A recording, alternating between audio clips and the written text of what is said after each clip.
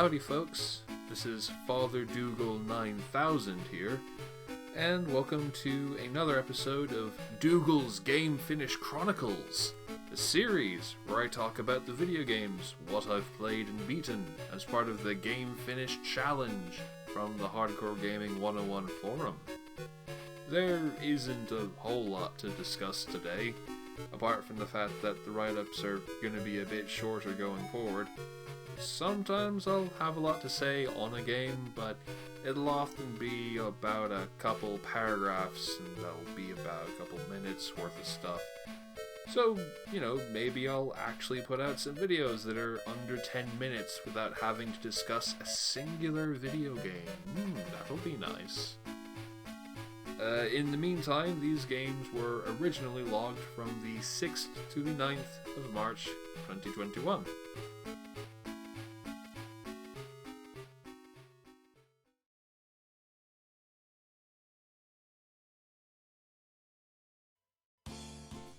Holyfield for the Windows.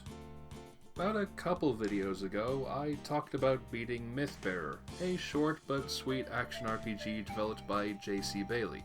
I briefly discussed his other projects, one of which I decided to play, Holyfield. This is another action RPG, but now it's got real-time combat and an overall structure similar to the Kingsfield games. Dying costs you some experience, nothing is directly conveyed to you other than signs and odd remarks from characters, and the world is interconnected with passageways and shortcuts to help you get around. This was made for the 2020 Low-Res Game Jam, where the game is made with a resolution of 64 by 64 pixels in the span of 2 weeks. So a lot of assets are reused from Mythbearer, and the amount of camera space available is pretty small. However, I think that the content reuse is handled fairly well. I think it's a pretty cool idea as long as it results in new, interesting games. And I like how the small camera space creates the suggestion of a larger world, even though the map size is relatively small. That short dev time also means that the game's length overall is pretty short. It only took me about 70 odd minutes to beat it, but that's not a bad thing. It makes for a nice, quick affair if you want the thrill of playing something like Kingsfield, but in a much shorter span of time. And there's 7 New Game Plus modes where enemies get tougher and there are possibly more secrets to be found, so if you're still itching for more, there's plenty to keep returning to. Plus, the game is free. Not normally one to talk about game prices and all that, but if you're someone who likes a free game, this is a cool one to check out. Although, maybe throw some money at J.C. Bailey if you do end up enjoying it. It's on his itch.io page. Hell yeah.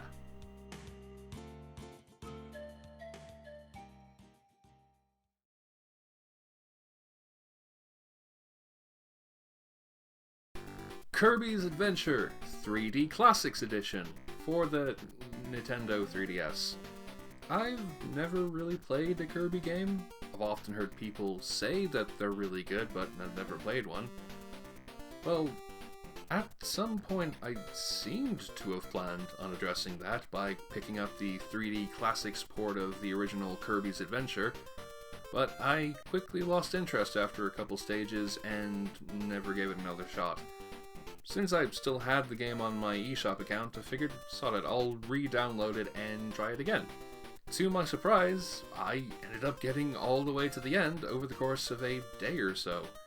Looking back on it, I can see why I lost interest, as it's a very simple game that can be stupidly easy, if you let it be easy.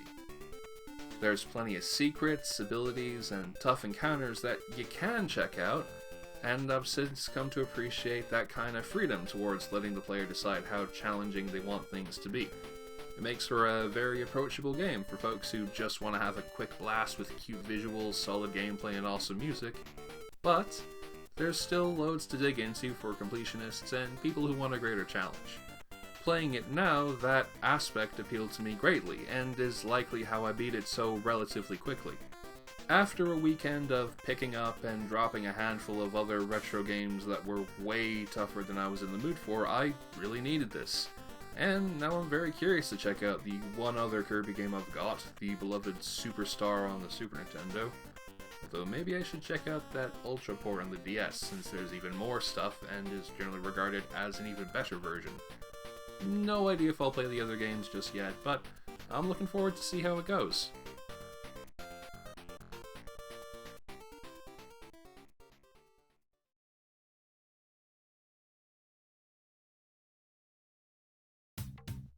Tony Hawk's Pro Skater for the PlayStation. Or Tony Hawk's Skateboarding, if you want to be a European about this, which I am, so maybe we'll call it that instead. Who knows? I was feeling a bit anxious when I played it due to some personal stuff that was going on and needed something to pass the time, so, well, here you go. I've played the original Pro Skater for years and years and years and years, as far back as I can remember, to the point where I know most of the level designs like the back of my hand, but I don't think I've ever actually beaten the game. I'd always get really frustrated at the increasing difficulty and the relative stodginess of certain mechanics that I usually gave up around Burnside or San Francisco. But for the sake of giving myself something to do, I just powered through and managed to beat Roswell with 27 out of 30 tapes and gold, silver, and bronze medals for their respective competitions as Eliza Steamer. Or is it Alyssa Steamer? It's quite a good game. And despite not having anywhere near as many moves as the sequels, I rather admire the simplicity of this. It encourages you to really vary up your tricks and plan the right lines in order to navigate your way through the stage or to get the highest points. When you do manage to pull off a 10,000 plus point combo, it's legitimately really awesome.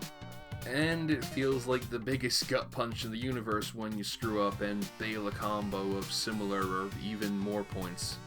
In terms of the classic Pro Skater trio, I'd say this is my second favorite, only beaten out by 3 simply because that game's less stodgy in certain areas. I know that 2 is a fan favorite, but I don't know. I find its levels a bit too large to navigate and certain goals just drive me out the wall. Cool game though. All of them are cool. Check them out.